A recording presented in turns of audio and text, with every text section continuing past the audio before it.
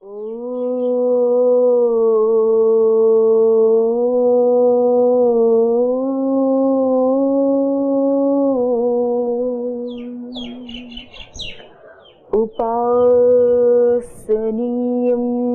यत्नेन शास्त्रं व्याकरणं महत् प्रदीपभूतं सर्वासां विद्यानां यदवस्थितम् इदमाद्यं पदस्थानं सिद्धिसोपानपर्वणाम्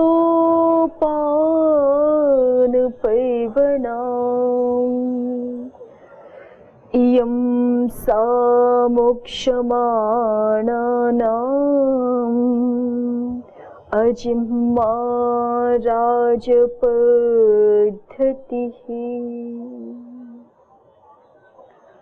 रूपान्तरेण ते देवा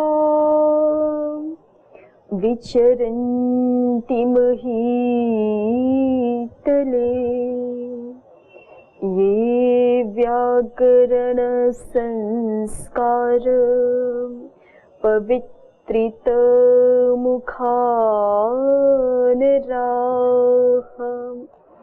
ये व्याकरणसंस्कार पवित्रितमुखानराः।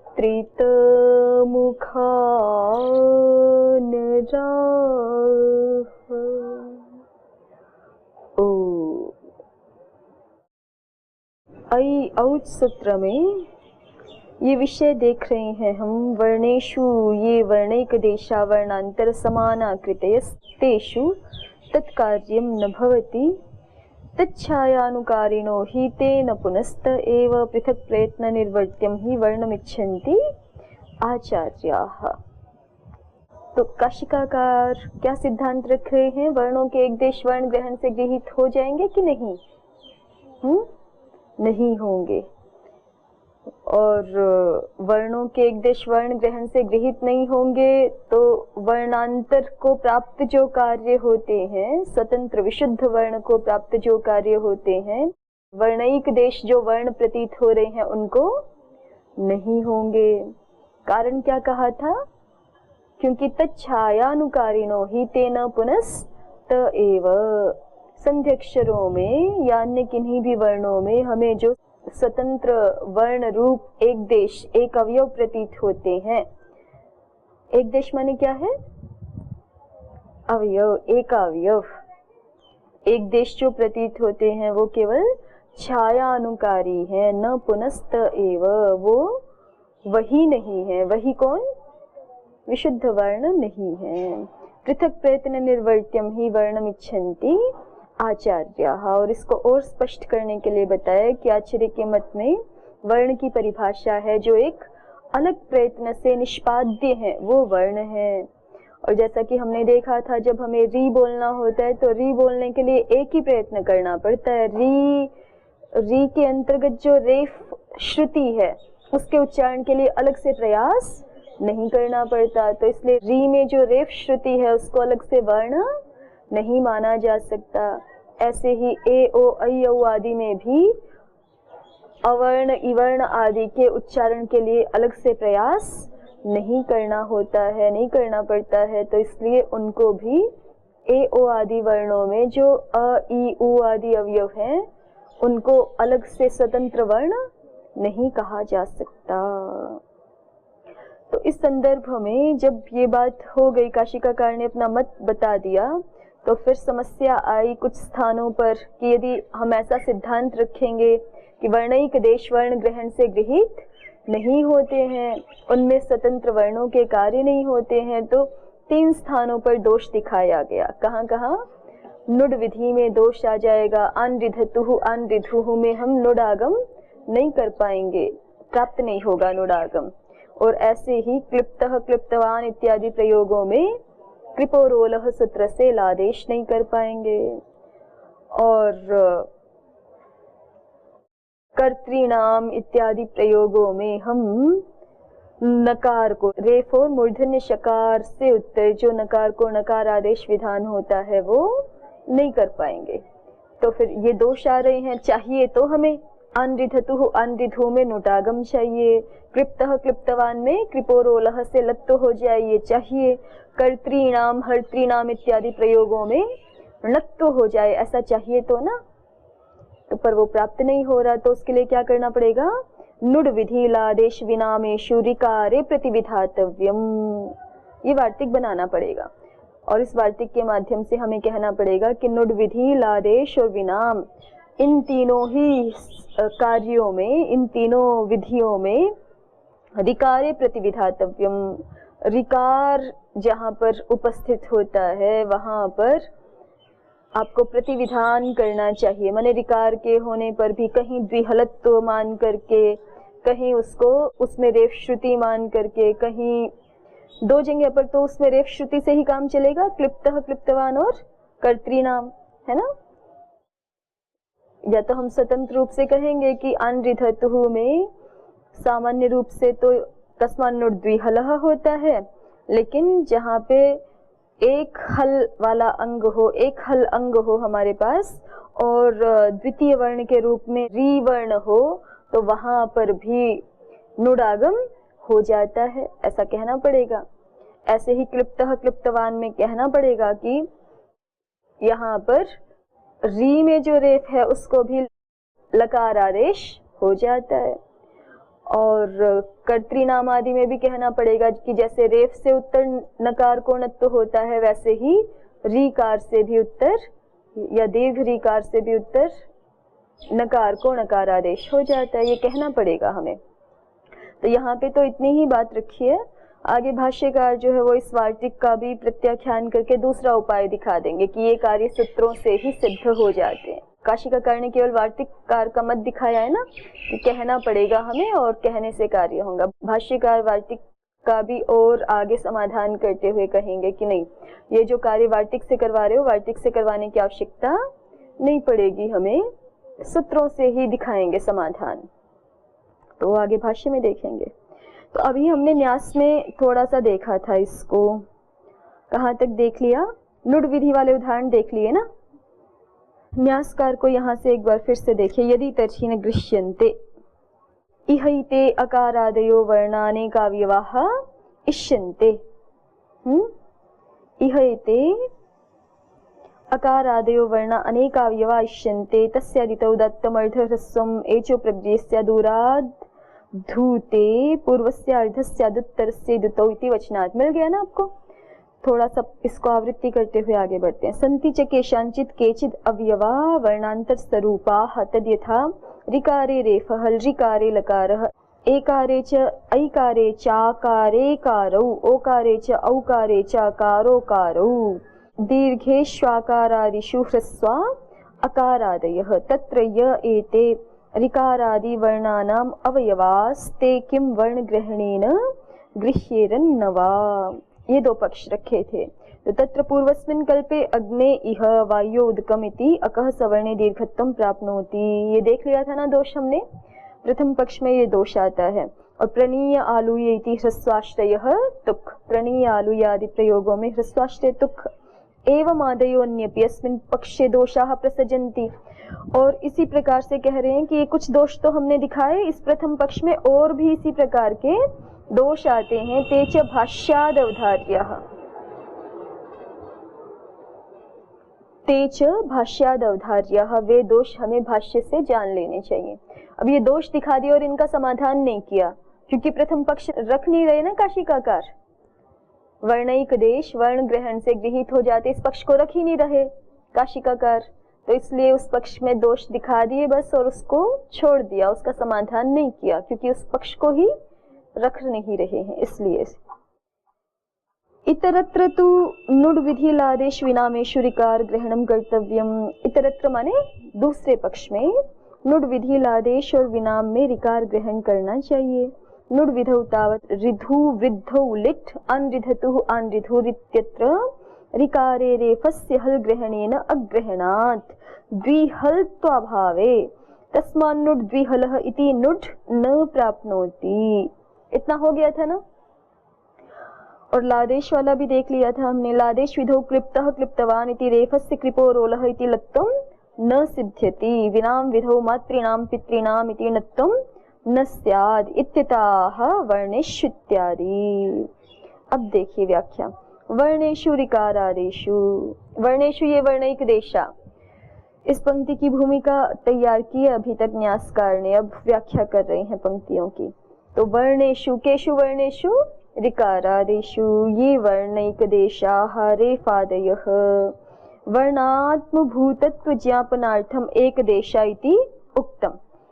वो वर्णों के आत्मभूत हैं, माने वर्णों का स्वरूप ही है। वो जो ऋकार आदि में रेफ आदि प्रतीत हो रहे हैं वो वर्णों का अपना स्वरूप ही है। ये दिखाने के लिए एक देश शब्द प्रयोग किया है ना। एक देश, जैसे कोई भी अवयवी होता है तो अवयव जो होते हैं वो उसके अपने स्वरूप ही होते हैं। इसी तरह से दिखाने के लिए, यद्यपि इनको यहाँ पे अवयवी अवयव की तरह स्पष्टता नहीं है, लेकिन फिर भी वो उसके स्वरूप हैं। रेफ आदि जो श्रुतियां हमें ऋकार आदि में प्रतीत हो रही हैं वो वर्णों का आत्मभूत ही है, वर्णों का आत्मस्वरूप ही है। ये दिखाने के लिए एक देश शब्द प्रयोग किया है। एतदुक्तम भवति, तो इसका अभिप्राय ये होता है, माने वर्णेषु ये वर्णिक देशाः जो बोला आचार्य ने, इससे ये कहा जा रहा है वर्णानाम आत्मभूताः एक देशाः वर्णिक देशाः इति। वर्णों के जो आत्मरूप ही एक देश है उन्हीं को हम यहाँ वर्णिक देश ऐसा कह रहे हैं। यदि ही एक देशाः इति एतावत् उच्येत, यदि एक देशाः इतना ही कहा जाए, ततः कस्यचित् भ्रांतिः स्यात्, तो फिर किसी को भ्रांति हो सकती है। क्या भ्रांति हो सकती है? अर्थांतरभूतः एव एते एक देशाः, कि ये जो एक देश है ना ये अर्थांतरभूत हैं। अर्थांतरभूत है माने उन वर्णों के आत्मरूप नहीं है, उनसे कुछ अलग वस्तु है। अर्थांतरभूत है माने अलग वस्तु है, ऐसे किसी को भ्रांति ना हो जाए, इसलिए केवल एक देशाः नहीं कहा। वर्णेषु ये एक देशाः ऐसा नहीं कहा। वर्णेषु ये कह करके फिर से दोबारा वर्ण शब्द का प्रयोग किया है ना। वर्णेषु ये वर्णिक देशा, वो दोबारा वर्ण शब्द का प्रयोग किस लिए किया है? ये दिखाने के लिए कि जिनको हम एक देश कह रहे हैं वो उन्हीं वर्णों के आत्मस्वरूप ही हैं। ये दिखाने के लिए कि वो उनसे कुछ अलग वस्तु नहीं है। आगे देखिए, वर्णिक देशास्तुर्यादयोपि सन्तीति तद्व्यवच्छेदार्थमाह वर्णांतर समाना कृतयः। अब किसी को ऐसी शंका हो जाए कि वर्णिक देश तो जो है वो तुर्यादि भी है। तुरी माने वाद्य यंत्र आदि जो होते हैं ना, जिनसे ध्वनियां निकलती हैं, ध्वनियां प्रकट होती है। तो कोई कहे कि ये भी वर्णों के एक देश है, वहां से वर्ण उत्पन्न होता है, उस स्थान में वर्ण प्राप्त हो रहे हैं, तो वो भी वर्णों के एक देश हैं। तो किसी को ऐसी भ्रांति ना हो जाए तो उसके व्यवच्छेद के लिए, माने उसको हटाने के लिए, तुर्य आदि वाद्य यंत्रों की निवृत्ति करने के लिए कह रहे हैं वर्णांतर समानाकृतयः। वर्णों के जो एक देश कैसे दूसरे वर्णों के साथ समान आकृति वाले। अब तुर्य आदि की आकृति थोड़े वर्णों के जैसी होती है, नहीं होती ना। वाद्य तो अपने आप में, मतलब वो शंका बहुत अलग उसमें ही जा रही थी, तो इसलिए स्पष्ट कर दिया वर्णिक देशास्तुर्यादयोपि सन्ति इति तद्व्यवच्छेदार्थमाह वर्णांतर समानाकृतय इति। वर्णांतरवत् समानाकृतिर्येषां, वर्णांतर के समान है जो, वर्णांतर के समान आकृति वाले हैं जो, ते वर्णांतर समानाकृतयोत्र अवयवाः, वो अवयव यहाँ गृहीत होंगे। ततो अन्यैर् वर्णैर् अनवयवभूतैस्तुल्याकृतयः इत्यर्थः। तो फिर इसका अभिप्राय क्या निकल गया? अन्यैर् वर्णैर्, जो अन्य वर्ण है। अन्य वर्ण कौन? अनवयवभूतैः, जो कि अवयवभूत नहीं है, एक ही है, एक स्वतंत्र वर्ण जो है वो, उनके साथ तुल्याकृतयः वर्णाः, तुल्य आकृति वाले जो वर्णिक देश, तेषु तेषु वर्णैक देशेषु उन वर्णैक देशों में तत्कार्यम, तत्कार्यम अर्थात वर्णांतर कार्यम, वर्णांतर क्या लिया अब इन्होंने, जो अनवयवभूत स्वतंत्र वर्ण है ना भाई। एक अ ई उ आदि को तो आप ए ओ का अवयव देख रहे हो, और वर्णांतर से किसको लेना है, जो केवल विशुद्ध अ है, अ ई उ है, जो किसी का अवयव नहीं है, स्वतंत्र अ ध्वनि, ई ध्वनि, उ ध्वनि, ये जो स्वतंत्र हैं उनको अनवयवभूत वर्णांतर से ग्रहण कर रहे हैं, अनवयवभूत वर्णों को वर्णांतर से कह रहे हैं। तो तत्कार्यम वर्णांतर कार्यम अकः सवर्णे दीर्घत्वादि, वर्णांतरों को जो कार्य प्राप्त होता है अकः सवर्णे दीर्घः इत्यादि, वो कार्य किनको नहीं होगा, अवयवभूत वर्णैक देशों को नहीं होगा, अवयवभूत वर्णैक देशों को नहीं होगा। किम पुनः कारणम न भवति इत्याह, और क्या कारण है नहीं हो पाएगा, तो कहा तच्छायानुकारिणो हि इत्यादि। तच्छाया, तच्छाया अर्थात तदाकारः, उसके आकार वाले, जिसकी छाया होती है वो उसके आकार वाली होती है ना, जैसा बिंब होता है वैसा प्रतिबिंब होता है, ऐसे ही जैसे जिस भी वस्तु का जो आकार प्रकार होगा छाया का भी आकार प्रकार वैसा ही दिखाई पड़ता है। तो इसलिए कह रहे हैं तच्छाया माने तदाकारः, वर्णांतराणाम अकारादीनाम आकार मात्रम, वर्णांतराणाम अकारादीनाम, वर्णांतर जो अकारादि हैं, वर्णांतर जो अकारादि माने जो किसी के अवयव नहीं है, जो विशुद्ध अकार आदि वर्ण हैं, उनके जो अकार आदि हमें ए ओ आदि में दिखाई पड़ते हैं, वो क्या करते हैं, ते अनुकुर्वन्ति, वर्णांतराणाम अकारादीनाम अकार मात्रम ते अनुकुर्वन्ति, ते वर्णैक देशाः, वो जो वर्णैक देश हैं वो वर्णांतरों में, वो जो वर्णांतर रूप अकार आदि हैं, स्वतंत्र अकार आदि, उनका अनुकरण करते हैं। ते अनुकुर्वन्ति तत्तुल्य रूपत्वात्, उसके तुल्य रूप वाला होने से, न तु त एव, वे वही नहीं होते, अनुकरण तो करते हैं, उस जैसे प्रतीत होते हैं समान रूप होने के कारण, लेकिन न तु त एव, वो जो वर्णैक देश हैं वो वर्णांतर ही नहीं होते हैं। तो न्यासकार वर्णेषु, ये वर्णैक देशाः, इस पंक्ति की व्याख्या कर रहे हैं। वर्णेषु का अर्थ किया ऋकार आदिषु, ऋकार आदियों में जो वर्णैक देश हैं, वर्णैक देश कौन है, तो कहा रेफादयः, रेफ आदि वर्णैक देश हैं। अब यहाँ प्रश्न हुआ इन्होंने कि आप वर्णेषु ये एक देश ऐसे ही कह देते, वर्ण शब्द तो पहले ही कह चुके हो, दोबारा फिर वर्ण क्यों कह रहे हो, तो उसको दिखाया वर्णात्मभूतत्व ज्ञापनार्थम एक देशा इत्युक्तम, वर्णों के वो आत्मभूत हैं ये दिखाने के लिए तो एक देशाः ऐसा शब्द कहा है। और एक देशाः इतना ही कह देते तो किसी को भ्रांति हो सकती थी, अर्थांतरभूत, ये एक देश है, ये एक देश तो हैं लेकिन ये अलग, ये अपना अलग अस्तित्व रखने वाले एक देश हैं। देखिए इसमें भी अंतर है, जो अवयवी अवयव का उदाहरण दिया जा रहा था उसमें अवयवों का अलग भी अस्तित्व है ना, अवयवी तो एक है लेकिन उसमें बहुत सारे अवयव हैं और अवयवों का प्रत्येक अवयव का अपना एक अलग अस्तित्व है।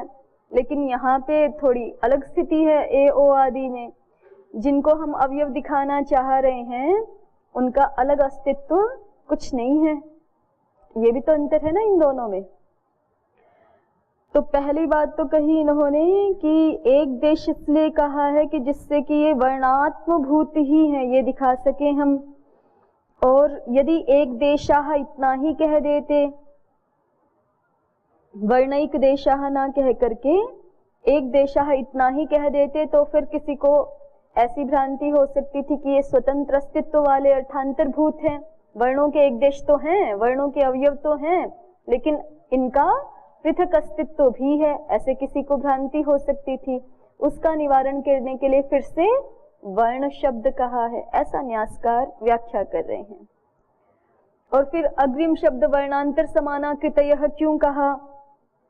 तो कह रहे हैं कि वर्णों के एक देश इतना कहने पर भी किसी को भ्रांति हो सकती थी कि तुर्य आदि जो वाद्य यंत्र होते हैं जहां से कि वर्ण उत्पन्न होता है वो भी वर्णिक देश है, ऐसे किसी को भ्रांति ना हो जाए। तो उसका निवारण करने के लिए कहा वर्णांतर समानाकृतयः।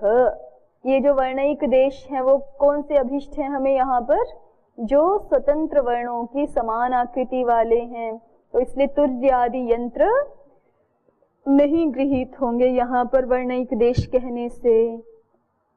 ये इतनी सारी बातें हुई। अब आगे कह रहे हैं तेषु तत्कार्यम न भवति। तो तेषु से किसको लिया है?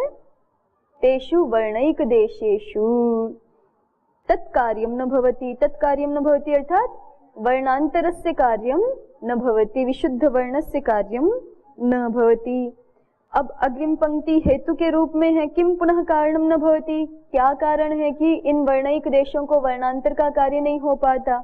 तो कहा तच्छायानुकारिणो हि ते न पुनस्त एव।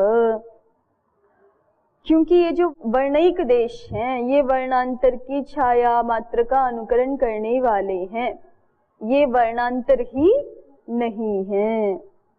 ये अर्थ हमने समझा है। अब यहाँ पे ये तच्छायानुकारिणः का अर्थ करके दिखा रहे हैं। देखिए तच्छाया अर्थात तदाकारः, उसकी छाया वाले हैं माने उसके आकार वाले हैं, उसकी आकृति आकार प्रकार वैसा प्रतीत हो रहा है।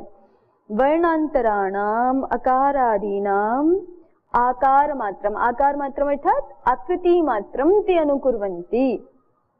जो स्वतंत्र विशुद्ध वर्णांतर हैं उनके कौन से वर्णांतर विशुद्ध? अकारादि, उनके आकार मात्र का ही, उनकी आकृति मात्र का ही ते अनुकुर्वन्ति, ते वर्णिक देशाः अनुकुर्वन्ति, वो वर्णिक देश अनुकरण करते हैं। किस हेतु से अनुकरण करते हैं? तो कह रहे हैं तत्तुल्य रूपत्वात्, उनके समान रूप वाले होने से उनका अनुकरण कर रहे हैं। न तु त एव, वो वही नहीं है। वर्णिक देश वर्णांतर ही नहीं है, केवल उनकी आकृति मात्र का अनुकरण कर रहे हैं, उनके जैसा रूप धारा हुआ है, सांग बनाया हुआ है। जैसे नाटक में बना लेते हैं ना, कोई भगवान राम जी का रूप बना लेते हैं, कोई ऐतिहासिक पात्रों का रूप बना लेते हैं, लेकिन उससे वो वही तो नहीं होते ना। न पुनस्त एव न हि तदाकारानुकारित्व मात्रेणैव तत्त्वं भवति। तदाकार का अनुकारी होने मात्र से ही तत्व नहीं हो जाता। तत्व नहीं हो जाता माने जिसका आप अनुकरण कर रहे हो वही नहीं हो जाते। ठीक है। न ही तदाकारी अनुकारित्व मात्रेण, तदाकार का अनुकारी मात्र होने से वह वस्तु जो कि अनुकरण कर रही है वह वही नहीं हो जाती, है ना। बच्चे नाटक में भूत का, राक्षस का, किसी किसी का अलग अलग जोकर का आदि रूप धारण कर लेते हैं, फिर वो वैसे ही सांग मात्र करने से वैसे नहीं हो जाते। तथा ही उदाहरण देकर के समझा रहे हैं, देखिए। तथा ही गवी गवयावयवानुकारिणो अवयवाः सन्ति।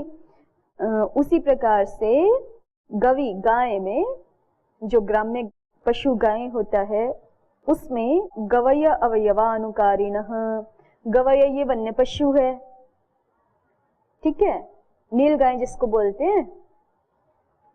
तो जो सामान्य हमारी गाय है उसमें गवया अवयवोनुकारिणः अवयवाः, नील गाय के अवयवों का अनुकरण करने वाले अवयव होते हैं।